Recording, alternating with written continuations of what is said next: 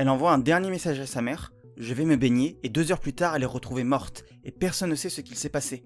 On vous explique. En attendant, abonne-toi pour plus de contenu sur la vie étudiante. Une étudiante italienne d'une vingtaine d'années a été retrouvée morte dans une piscine au milieu d'une fête étudiante à Palerme. Sa famille est en état de choc, non seulement à cause de la perte brutale, mais surtout à cause des zones d'ombre qui entourent cette nuit. La fête a eu lieu dans une villa louée avec plusieurs dizaines d'étudiants, l'alcool coulait à flot. À 1h du matin, la jeune femme envoie un message à sa mère pour dire qu'elle va se baigner. Elle est alors avec sa meilleure amie qui quitte la fête vers 3h20. Mais ce n'est qu'à 4h10 que les secours sont appelés. Ils arrivent 13 minutes plus tard à 4h23. Trop tard, la jeune femme est retrouvée morte, noyée, malgré des tentatives de réanimation, elle ne pourra être sauvée. Et c'est là que les incohérences commencent. Plusieurs témoins affirment ne pas avoir vu le corps de la jeune femme dans la piscine, pourtant une vingtaine de jeunes étaient encore présents dans un jardin de moins de 100 mètres carrés. La piscine, elle, est à peine plus grande qu'une baignoire. Comment est-ce possible? Autre fait troublant, à l'arrivée de la famille sur place, la scène est propre, aucune trace d'alcool, les bouteilles sont rangées dans les sacs, il ne reste que des bouteilles d'eau, pourtant la fête avait été arrosée. Le téléphone de la victime est même décroché par un autre étudiant. Il intime à la mère de venir et quand la sœur arrive, elle ne retrouve que les chaussures de la victime.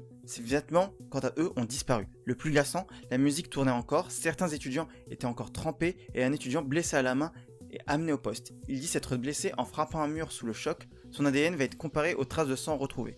Une autopsie a été demandée, des examens sont en cours. La famille, quant à elle, réclame des réponses, car pour elle, cette nuit ne ressemble pas à un simple accident.